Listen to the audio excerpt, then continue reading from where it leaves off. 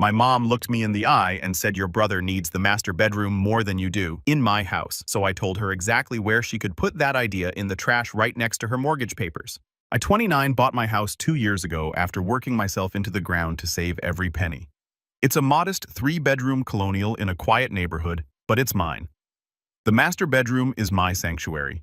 I've set up half of it as my home office since I work remotely as a software developer, and the NSU bathroom was a major selling point when I was house hunting.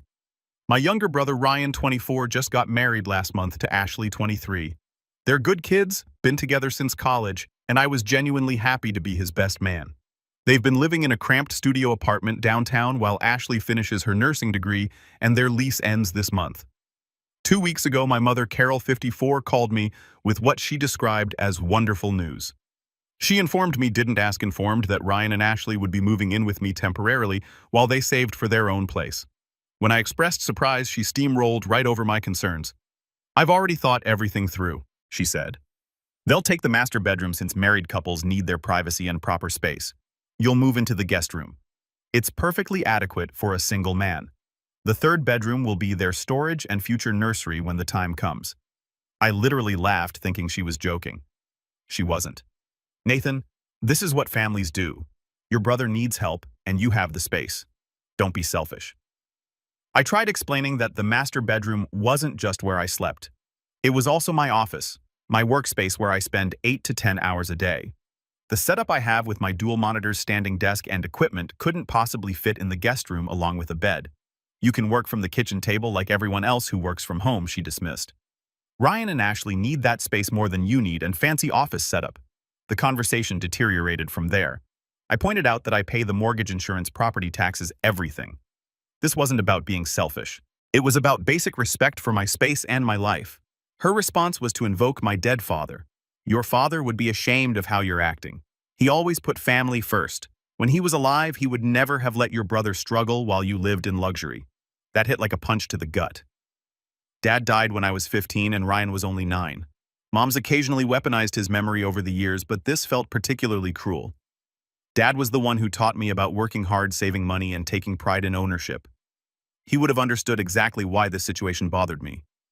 Ryan called me that evening and I could hear Ashley in the background. Look, Nathan, he said, sounding uncomfortable. I told Mom we'd be fine in the guest room. Hell, we'd be grateful for the guest room, but she's insisting it wouldn't be appropriate for a married couple. What do you think? I asked him directly. There was a pause. Honestly, I think this is weird as hell. Ashley's mortified. We were actually looking at another apartment, but Mom said we'd be stupid to pay rent when you have space. She made it sound like you'd already agreed to everything. This is where it gets more complicated. 2 years ago, my mother remarried James, 56M. He's a decent guy, owns a construction company, quiet, respectful. He's never tried to play dad or insert himself into family dynamics. When Mom was presenting this whole arrangement, he was away on a business trip to Seattle. Yesterday, Mom called to inform me that she, James, Ryan, and Ashley would be coming over this weekend to help me relocate to the guest room. Her exact words were, James agrees this is the best solution for everyone. We'll make it as painless as possible. But here's what's interesting. About an hour after that call, I received a text from James. Nathan, we need to talk, man to man. Something's not right here, and I'd like to understand the full situation before this weekend. Can you meet me for coffee tomorrow morning? I agreed to meet him, but I'm not sure what to expect. James has always been cordial but distant, which I appreciated. I didn't need or want a replacement father, but this text suggests he might be seeing things differently than my mother presented them. The frustration goes deeper than just the bedroom issue. It's about a pattern I'm only now fully recognizing. When Ryan graduated high school, Mom threw him a huge party. When I graduated college, first in our family, she forgot to come because Ryan had a baseball game. When I got promoted to senior developer, her response was to ask if my company was hiring because Ryan needed a better job. When I bought this house, her first comment was about how Ryan would love a place like this someday. I don't resent my brother. None of this is his fault. If anything, I think Mom's constant protection has held him back. He's capable and smart. But she's always swooping in to solve his problems before he can figure them out himself. The bedroom thing feels like the ultimate expression of this dynamic. Even in my own house, my accomplishment, my space, Ryan's needs automatically supersede mine. Being married apparently makes him more deserving of comfort than me being the actual homeowner. My friends think I'm being a doormat for even considering letting them move in at all. My cousin mom's niece says I'm being dramatic and that it's just a room and I should stop being so materialistic. My grandmother dad's mom called me yesterday after mom told her about the situation, and her take was different. Your mother's heart is in the right place, but she's wrong. Stand your ground, Nathan. Your dad would part of me wonders if I should just give in to keep the peace. It would probably only be for a few months. And is my pride really worth causing a family rift? But another part of me, the part that sounds like my father's voice, says that this is about more than a bedroom. It's about establishing whether I'm an equal adult in this family or forever the older brother who's expected to sacrifice for the golden child. James and I are meeting tomorrow morning. I'm not sure what he wants to talk about, but I'm hoping maybe he can help mediate this situation. Or maybe he's going to try to strong-arm me into compliance. I honestly don't know him well enough to predict which way this will go. Am I wrong for not wanting to give up my master bedroom in my own house? Should family obligation override personal boundaries? And what do I do if James sides with my mother? Update 1. Meeting with James next day. I met James at a small cafe downtown at 8 a.m. He was already there when I arrived, sitting in a corner booth with 2 coffees ordered. He stood when he saw me, something my dad used to do, a gesture of respect, and shook my hand firmly. Nathan, thanks for meeting me, he started. Before we discuss anything else, I need you to know that I had no idea about any of this until yesterday afternoon when I got back from Seattle. Your mother told me we were helping you move some furniture this weekend, but when I asked for details, the story didn't add up. He pulled out his phone and showed me texts from my mother. They painted a completely different picture that I had offered to help Ryan and Ashley, that I felt guilty about having a big house while they struggled, that I had volunteered the master bedroom because I wanted to do right by family. Now James said, leaning back, I've only known you for 2 years, but you've never struck me as the martyring type. You're generous, yes, but not foolish. So I'm asking you directly. What actually happened? I told him everything. The surprise phone call, the demands, the guilt-tripping about my father. James listened without interrupting, occasionally nodding or frowning. When I finished, he was quiet for a long moment. Your mother means well, he finally said, but she has a blind spot when it comes to Ryan. I noticed it during our first year of marriage, but didn't feel it was my place to intervene. Now I realized staying silent was a mistake. He told me about observations he'd made, how mom would interrupt my achievements, to talk about Ryan's potential, how she'd make excuses for Ryan's mistakes while holding me to impossible standards, how she'd always frame things as me having advantages that Ryan didn't, despite the fact that I'm only 5 years older. When she told me about this bedroom situation, James continued, she made it sound like it was all arranged, everyone was happy. But last night I talked to Ryan separately. Kid's embarrassed as hell. He never asked for the master bedroom, doesn't want it, and feels like your mother is treating him like a child. This surprised me. Ryan told you that, more or less, he said, and I quote James, I'm 24 years old, married, and have a job. I don't need my mom fighting battles. I didn't ask her to fight. Ashley apparently wanted to get a different apartment specifically to avoid the situation. But your mother guilt-tripped them about wasting money. James ordered us breakfast. Then continued Nathan, I'm going to tell you something. I grew up with 3 brothers. My stepfather treated his biological sons like princes, while I was lucky to get hand-me-downs. I swore if I ever became a step-parent, I'd never let that dynamic happen. Equal treatment, equal respect. I appreciate that, but let me finish, he said firmly but kindly. I've failed in that promise. By staying silent while your mother favors Ryan, I've been complicit. That stops now. Your father isn't here to stand up for you. And while I'd never try to replace him, someone needs to have your back. Consider me that someone. He laid out a plan. We would go to my house together. He'd already asked Mom, Ryan, and Ashley to meet us there. He would support me in whatever boundaries I wanted to set. But he recommended being firm but generous. They could stay, but in the guest room, paying a fair share of utilities with a clear timeline. Your mother will push back, he warned. She'll cry, she'll guilt trip, she'll invoke your father again. Don't engage with the emotional manipulation. State your boundaries and hold them. I'll handle Carol if needed. We drove to my house separately. When we arrived, Mom was already there with Ryan and Ashley. She'd let herself in with her key and was literally measuring the guest room with a tape measure. Oh, good. You're here, she said brightly. Nathan, I think your desk can fit in here if we angle it. Carol James interrupted. We need to have a family discussion. Living room. Everyone. Once we were all seated, James took charge. There's been a misunderstanding about the living arrangements. Nathan, would you please clarify what you're willing to offer? I took a deep breath. Ryan and Ashley. You're welcome to stay here for up to 3 months while you save for a house. You can have the guest room share the main bathroom and use the kitchen and common areas. I'll need $400 a month to cover the increase in utilities and incidentals. The master bedroom and my office setup stay as they are. Mom immediately started to protest. That's ridiculous. You're going to charge your brother rent and stuff them in that tiny room? It's not rent, Mom. It's utilities. And the guest room is larger than their current apartment, but married couples need. Carol James interrupted firmly. Nathan owns this house. He pays the mortgage. He's offering to help, and his terms are more than fair. This discussion is over. Mom turned to him in shock. You're taking his side. I'm taking the side of what's right, James replied calmly. Nathan isn't obligated to house anyone. The fact that he's willing to help at all should be appreciated, not criticized. Ryan finally spoke up. Mom, stop, please. Nathan's offer is generous and we're grateful. The guest room is fine. More than fine, Ashley added. Mrs. Carroll, we appreciate you looking out for us, but this is between Nathan and us. We're adults and we can handle our own arrangements. Mom's face went through several emotions. Shock, hurt, anger, then something like embarrassment. I'm just trying to help, she said quietly. Your help isn't helpful when it comes at Nathan's expense, James said gently but firmly. You've been doing this for years, Carol. It needs to stop.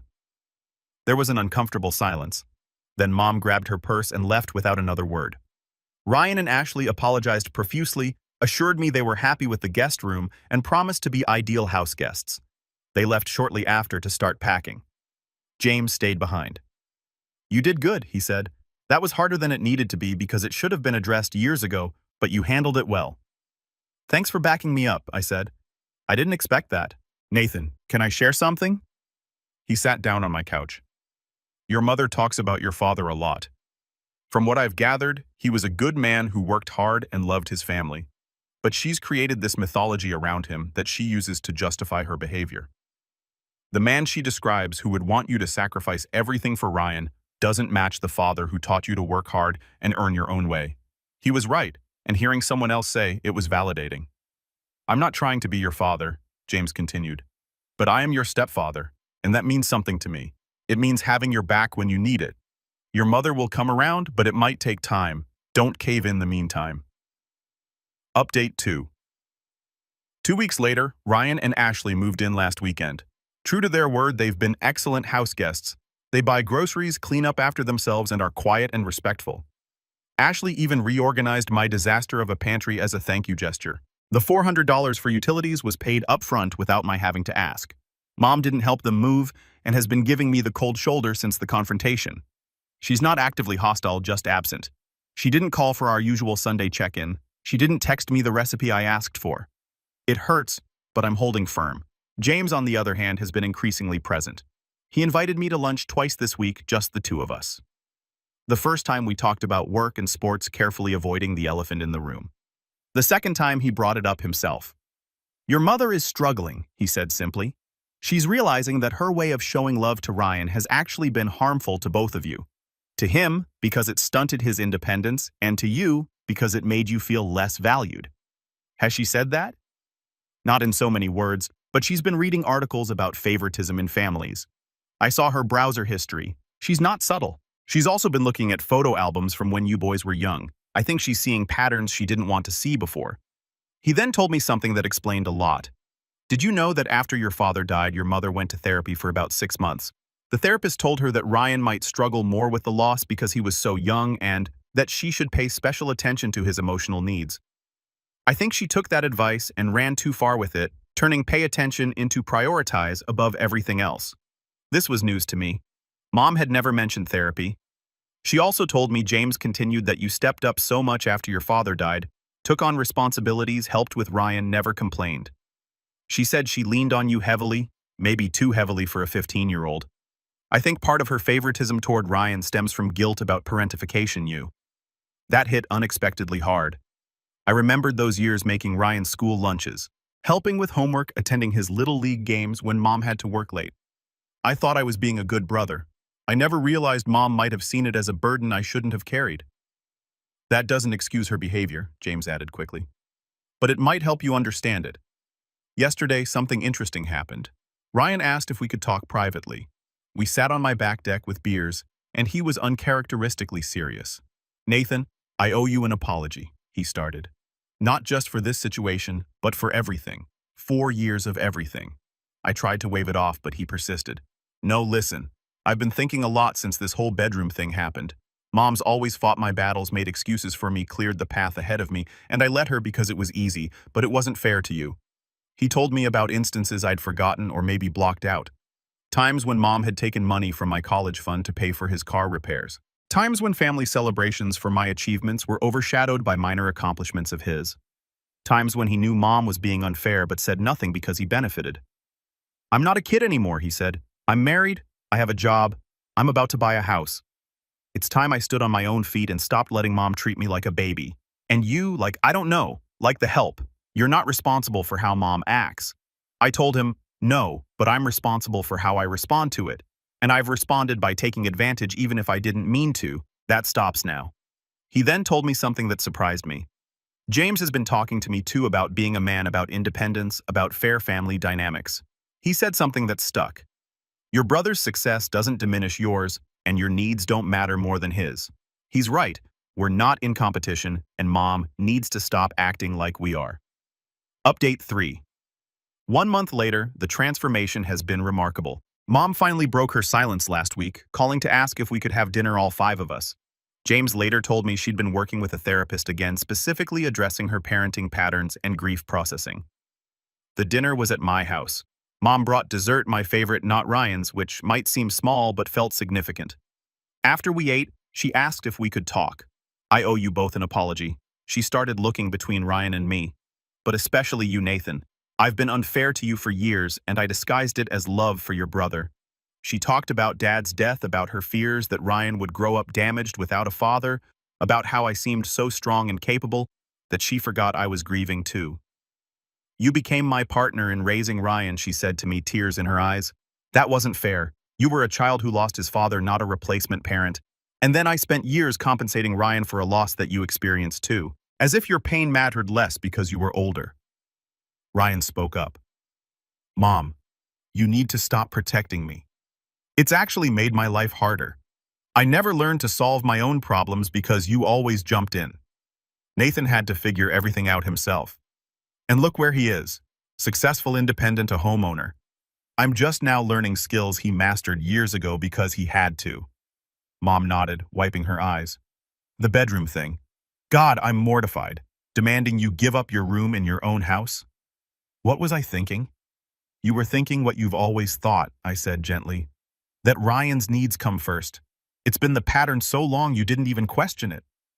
James added, "Carol, you're a wonderful mother who loves her sons. But love isn't just about giving one everything while expecting the other to sacrifice. It's about respecting both sons as individuals with equal value." Mom turned to me. "Can you forgive me? Not just for the bedroom incident, but for all of it." "I'm working on it," I said honestly. "It helps that you see it now. But Mom, this can't just be words. Things need to actually change." She agreed and has been true to her word. She now asks before visiting. Rather than using her key, she celebrates my achievements without immediately pivoting to Ryan. She stopped comparing us or suggesting I should do more for him. Update 4. 2 months later, Ryan and Ashley found their house. They close in 3 weeks and will move out by the end of the month. It's a cute starter home about 15 minutes from me. Mom offered to help them decorate, but, and this is huge, she offered the same to me, for my place, acknowledging that I've been living with bachelor decor for too long.